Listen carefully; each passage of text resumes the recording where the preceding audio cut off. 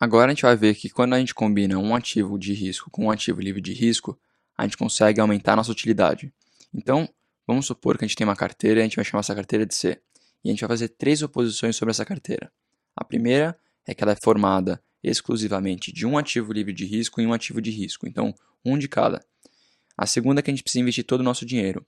Então, se a gente tem 100% do nosso capital aqui, e aqui a gente tem a porcentagem que a gente investe em RF e a porcentagem que a gente investe em P, que vai ser nosso ativo livre de risco, a soma dessas duas porcentagens que a gente está investindo tem que ser 100% do nosso capital. Então, a gente está investindo tudo nelas.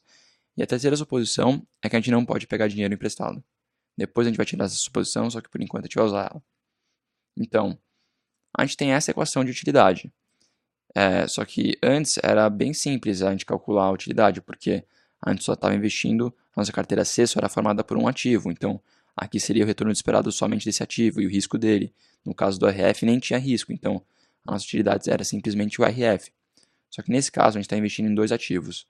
Então nosso retorno esperado, quando a gente está investindo em mais de um ativo, ele vai ser simplesmente a porcentagem que a gente está investindo nele vezes o retorno esperado dele. No caso do RF, o retorno esperado de RF é RF. E o nosso risco, já que a gente tem um ativo livre de risco e um ativo de risco, todo o risco da nossa carteira ele vai estar saindo do ativo de risco, porque o RF não tem risco. Então, o desvio padrão da carteira C vai ser simplesmente a porcentagem que a gente está investindo no ativo de risco vezes o desvio padrão dele. Então, vamos supor que eles dão a seguinte tabela para a gente. Eles falam para a gente quanto que a gente está investindo em RF, nesse caso é 30%, e eles dão as outras informações que a gente precisa para achar a utilidade desse investimento. Então, vamos resolver ele. A gente sabe que o nosso investimento em RF representa 30% do nosso capital. Então, já que a gente precisa investir tudo, nossa porcentagem investida em P vai ser simplesmente 1 menos a porcentagem de RF. Então, vai ser 1 menos 30%, nosso WP vai ser de 70%. Aí a gente precisa achar o retorno esperado. Nosso retorno esperado da nossa carteira vai ser a porcentagem que a gente está investindo em RF vezes o retorno livre de risco, mais a porcentagem que a gente está investindo em P vezes o retorno esperado de P, que é de 0,20. Então, vamos fazer isso rapidamente na calculadora. 0,3 vezes 0,1 mais 0,7 vezes 0,2. E a gente vai ficar com um retorno esperado de 0,17 para essa carteira. Agora a gente precisa achar o risco dessa carteira. A gente está investindo 70% em P.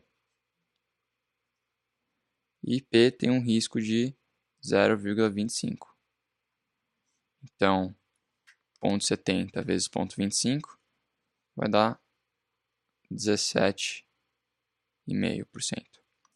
Agora a gente consegue achar a utilidade da nossa carteira C, porque a gente tem um retorno esperado de 0,17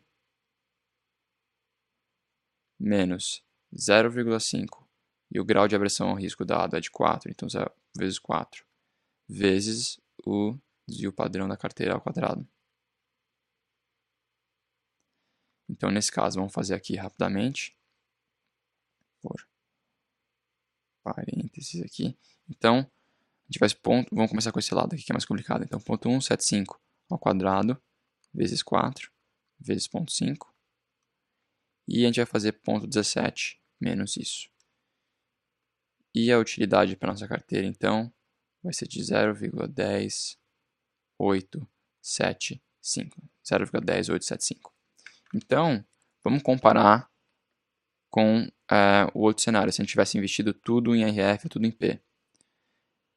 Se a gente tivesse investido tudo em RF ou tudo em P, a gente teria essas utilidades. 0,10 se a gente tivesse investido tudo em RF e 0,10, 0,75 se a gente tivesse investido tudo em P. Só que a gente percebe que nesse caso, que a gente está investindo 30% em RF e o resto em P, a gente consegue aumentar a nossa utilidade. E isso acontece por causa dos fatores que a gente discutiu no vídeo passado, que a gente prefere um equilíbrio. Agora, será que essa é a porcentagem que maximiza a nossa utilidade? O 30% foi um número aleatório. Qual que é a porcentagem que vai maximizar nosso U? Agora a gente vai descobrir como achar essa porcentagem.